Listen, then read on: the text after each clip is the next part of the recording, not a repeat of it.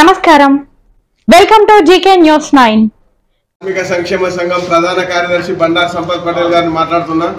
ఈరోజు రాష్ట్ర వ్యాప్తంగా తలపెట్టనున్న 7వ తారీఖు ఆటోల బంద్ను పూర్తి సక్సెస్ చేయాలని చెప్పి ఈ సందర్భంగా ప్రతి ఆటో డ్రైవర్కు పేరు పేరున నమస్కరించి దయచేసి తెలియజేస్తున్నాము. దయచేసి ఆటో డ్రైవర్ మిత్రులారా, స్వచ్ఛందంగా బంద్ చేస్తే మన కారణం ఎన్ని కారణాలు ఉన్నాయో మనకు తెలిసొచ్చే విధంగా ఆ రాష్ట్ర ప్రభుత్వం దిగి రావడానికి బంద్లో పూర్తిగా అందరూ ఆటో డ్రైవర్లు పూర్తి మద్దతు తెలుపుతూ ఇటు రాష్ట్ర జేఏసీలు కానీ మనకు అన్ని రంగాల నాయకులు కూడా మద్దతు ఇస్తూ ఉన్నారు. కనుక దయచేసి ఆటో డ్రైవర్లు అందరూ స్వచ్ఛందంగా బంద్ చేసుకోవాలని చెప్పి బంద్ చేయాలని చెప్పి ఈ సందర్భంగా కోరుతున్నాం. ఇదే విధంగా ఆ రోజు 7వ తారీఖు నాడు 12 గంటలకు కలెక్టరేట్ ఆఫీస్ నందు మహా ప్రోగ్రాం నిర్వహించబడును కాబట్టి బంద్లో పాల్గొన్న తర్వాత ఆ బంద్ కంటిన్యూ చేసుకుంటూ మహాధారణ కార్యక్రమం కలెక్టర్ గేటు ముందు ఏర్పాటు చేస్తున్నాం. డ్రైవర్లు అందరికి అందరూ గేట్ దగ్గరికి వచ్చి కలెక్టర్ కాంప్లెక్స్ దగ్గరికి వచ్చి నిరసన తెలియజేసే కారణాలు ఉంటాయి కాబట్టి డ్రైవర్లందరికీ ఇక్కడికి చేరుకోవాలని చెప్పి ఈ సందర్భంగా చేరుస్తున్నాం. రాష్ట్ర వ్యాప్తంగా ప్రతి ఆటో డ్రైవర్ స్వచ్ఛందంగా 7వ తారీఖు నాడు ఆటోల బంద్ను విజయవంతం చేయగలరని ఈ సందర్భంగా ప్రతి ఆటో డ్రైవర్కు పేరు పేరున తెలియజేస్తున్నాం. సోమిరెడ్డి శ్రీనివాస్ రెడ్డి, బీఆర్టీ కరీంనగర్ జిల్లా అధ్యక్షులు, టీఏటీయు రాష్ట్ర ఆటో యూనియన్ ఉపాధ్యక్షులు. రేపు తెలంగాణ రాష్ట్రంలో డిసెంబర్ 7వ తారీఖు నాడు ఆటోల బంద్ పిలిపివ్వడం జరిగింది. అందులో భాగంగా కరీంనగర్ జిల్లా నుంచి కరీంనగర్లో ఉన్నటువంటి ప్రతి ఆటో డ్రైవర్ విధిగా తమ సమస్యలను తన బ్రతుకు పోరాటంలో భాగంగా బంద్లో పాల్గొనవలసిందిగా మనవి చేస్తూ ఉన్నాం. అదేవిధంగా 7వ తారీఖు నాడు రేవంత్ రెడ్డి గారు ప్రమాణ స్వీకారం చేశారు. మరి రేపు 7వ తారీఖు సంవత్సరం గడుస్తూ ఉంది.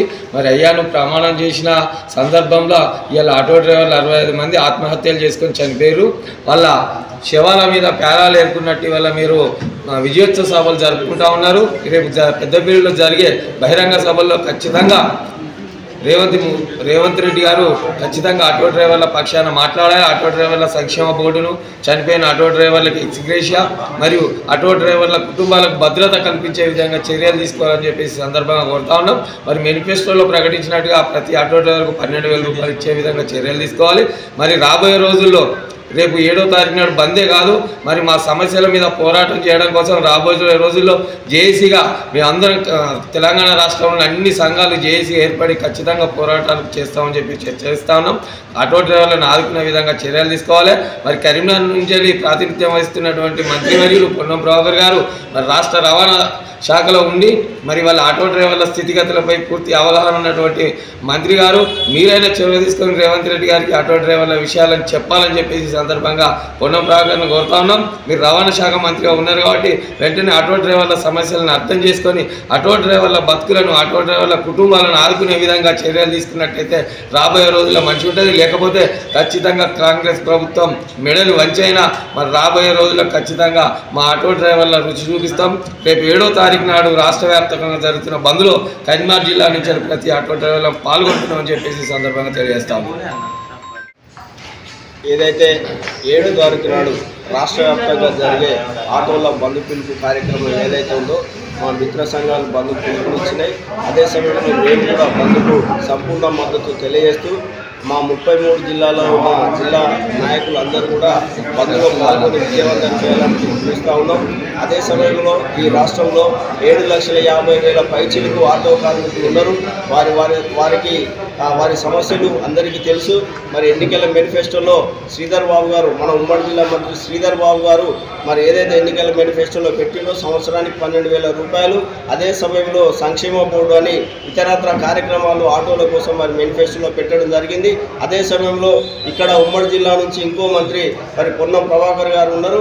మరి వారు కూడా చర్చల పేరు మీద కాలయాపన చేస్తూ మా సమస్యలను పరిష్కరించకుండా మరి చూస్తూ ఉన్నారు. కాబట్టి దయచేసి 7,50,000 పైచిలకు ఉన్న ఆటో కార్మిక రంగాన్ని నిర్లక్ష్యం చేయకుండా వారికి సంబంధించిన సమస్య ఏదైతే ఉందో దాన్ని వెంటనే పరిష్కారం చేసే విధంగా మీరు ఇద్దరు మంత్రులు కూడా చొరవ చూపాలని మేము డిమాండ్ చేస్తూ ఉన్నాం.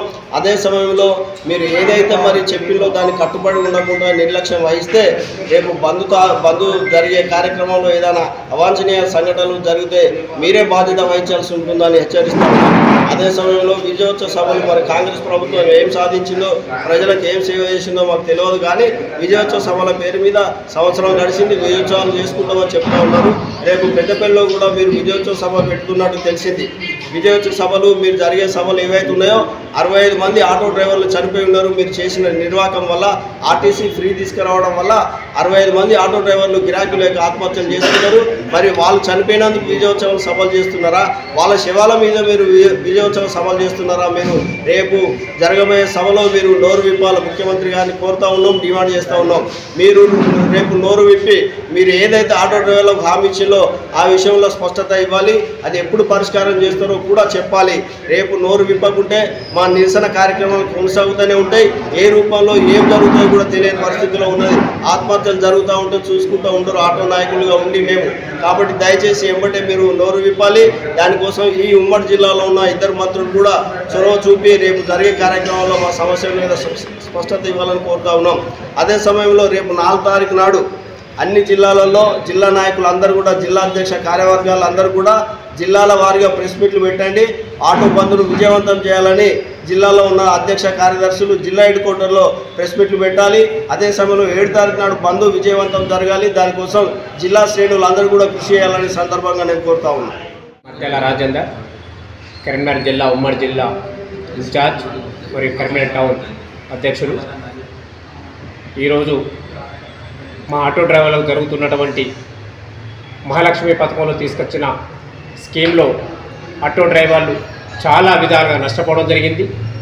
ఈ మహాలక్ష్మి పథకం తీసుకొచ్చిన సందర్భంలోనే ఆ పథకం తీసుకొస్తున్నందుకు ఆటో డ్రైవర్లకు నష్టం జరుగుతున్న దాని మీద ప్రభుత్వం నిర్ణయం తీసుకొని అమలు చేయాల్సినటువంటి అంశాన్ని వదిలిపెట్టి ఆటో డ్రైవర్ల పక్షాన ఏమాత్రం కూడా స్పందించకుండా ఆ మహాలక్ష్మి పథకం తీసుకొచ్చిన దానికి బదులుగా దానికి నిరసనగా ఈరోజు మా ఆటో డ్రైవర్లు ఒక 65 మంది వరకు చనిపోవడం జరిగింది.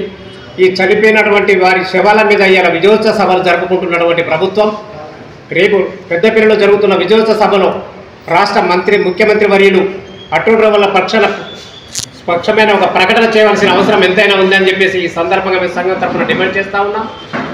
మరియు మేనిఫెస్టో మంత్రివర్యులు దుద్దిల శ్రీభద్రబాబు గారు కూడా ఆటో డ్రైవర్ల పక్షాన సంక్షేమ బోర్డు ఏర్పాటు చేస్తామని, మరియు ఆటో డ్రైవర్లకు సంవత్సరానికి 12,000 రూపాయలు ఇస్తామని ప్రకటన మేనిఫెస్టోలో పెట్టడం జరిగింది. దాని మీద ఇంతవరకు కూడా ఏమాత్రం కూడా వాళ్ళు ఆలోచన చేయడం లేదు.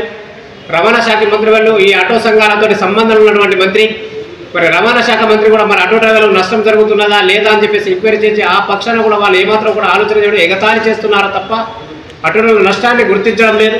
దయచేసి ఇప్పటికైనా 1 year సంవత్సరం గడుస్తున్న సందర్భంగా మా ఆటో డ్రైవర్ల సమస్యలను గుర్తించి వెంటనే మా ఆటో డ్రైవర్లకు ఒక ప్రకటన చేయవలసిన అవసరం గవర్నమెంట్ మీద ఎంతైనా ఉందని ఈ సంఘం తరఫున డిమాండ్ చేస్తూ రేపు జరగబోయేటువంటి 7వ తారీఖు బంద్ను మా కరీంనగర్ జిల్లా తరఫున పూర్తి సంపూర్ణ మద్దతు తెలుపుజేస్తూ ప్రతి ఒక్క ఆటో డ్రైవర్ స్వచ్ఛందంగా బంద్లో పాల్గొని బంద్ను విజయవంతం చేయవలసిందిగా మా ఆటో డ్రైవర్లను పిలుపునివ్వడం జరుగుతున్నది. మరియు 12 గంటలకు కలెక్టర్ దగ్గర కార్యక్రమం చేయడం జరుగుతుంది. 12 గంటల వరకు మన డ్రైవర్లు కలెక్టర్ ఆఫీస్ గేట్ వద్దకు చేరుకోవాల్సిందిగా ఈ సందర్భంగా డ్రైవర్లందరినీ పిలుపునివ్వడం జరుగుతున్నది. మీ న్యాయమైన డిమాండ్ మా న్యాయమైన డిమాండ్ ఫస్ట్ మా ఆటో డ్రైవర్లు చనిపోయినటువంటి ఆటో డ్రైవర్లకు వెంటనే ఎక్స్గ్రేషన్ ప్రకటించాలి. 1000 కోట్లతో ఆటో డ్రైవర్ల సంక్షేమ బోర్డును ఏర్పాటు చేయాలి. మరి మహాలక్ష్మిలో తీసుకొచ్చినటువంటి పథకాన్ని సవరణ చేస్తూ లేదా నెలకు సంవత్సరానికి 12,000 రూపాయలు కాకుండా అదే మహాలక్ష్మి కంటిన్యూ చేసినట్టు ఏంటంటే నెలకు 12,000 రూపాయలు ఆటో డ్రైవర్ల జీవనోపాధి ఇవ్వాలని చెప్పేసి మేము ప్రధానమైన ఒక డిమాండ్. ఒకవేళ మీరు 12,000 నెలకు ఇవ్వలేని పక్షంలో అదే సంవత్సరానికి 12,000 రూపాయలు ఇస్తా అంటే ఇదే ఆర్టీసీలో ఉచిత ప్రయాణం మాత్రం సవరణ చేయాల్సిన అవసరం, ఉన్నత సంపన్న వర్గాలను తొలగించి పేదలకు మాత్రమే వర్తించేలాగా ఉచితంగా ప్రయాణం ఎవరికి అందాలి అంటే ఉచిత రేషన్ కార్డు ఉన్నటువంటి వారికి మాత్రమే ఉచిత ప్రయాణం తీసుకునే సౌకర్యాన్ని కల్పించి సంపన్న వర్గాలను దాని నుంచి తొలగించే విధంగా పథకాలు సవరణ చేయవలసిందిగా డిమాండ్ చేస్తాము. ఈ వీడియో మీకు నచ్చినట్లయితే లైక్ బటన్ క్లిక్ చేయండి. మరిన్ని వీడియోలను పొందడానికి దయచేసి సబ్స్క్రైబ్ చేయండి.